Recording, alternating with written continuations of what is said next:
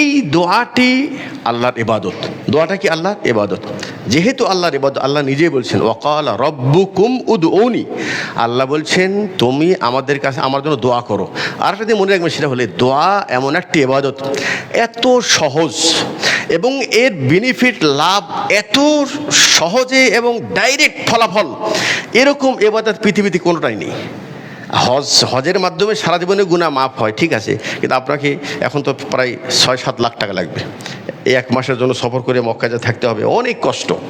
যে কোনো ইবাদতের জন্য হয় অর্থ লাগে, না হয় সময় লাগে, কিছু প্রস্তুতি লাগে। সালাতের জন্য আপনাকে ওযু করে আসতে হবে, নাই কি? দোয়া এর জন্য কোনো না প্রস্তুতির প্রয়োজন, না কোনো অর্থের প্রয়োজন, না কোনো মাধ্যমের প্রয়োজন, শুধু একটা মাধ্যম। সেটা কি জানেন? আপনার ইবাদতের মধ্যে শিরিক নেই, এই এতটুকু ব্যাস, এর চেয়ে বেশি কিছু নেই। এটা নাই। আর একটা কি, সেটা হলে আপনি দোয়া চাওয়ার ক্ষেত্রে আন্তরিক।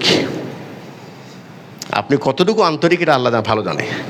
শুধু বললেই হবে না। শবে বরাতের দিন একেবারে মসজিদ ভরা মানুষ, স্বার্থপর মুসলমান, মানে শরীয়তকে তারা নিজের স্বার্থে ব্যবহার করে। কিভাবে? আল্লাহ ও জানে যে এই দিনে যদি তাকদীর লেখা হবে, রাত ভর কান্দিছে, 12টা-1টা পর্যন্ত কেঁদে বেহুশ হয়ে যায়, কেঁদে মনে করে যে তাকদীর লেখা হয়ে গেছে।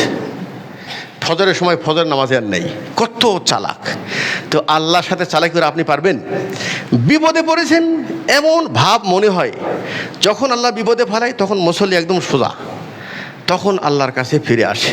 যেই সুখ দেয় তখন আর আল্লাহ থেকে দূরে চলে যায়, তখন আল্লাহর প্রয়োজন মনে করে না।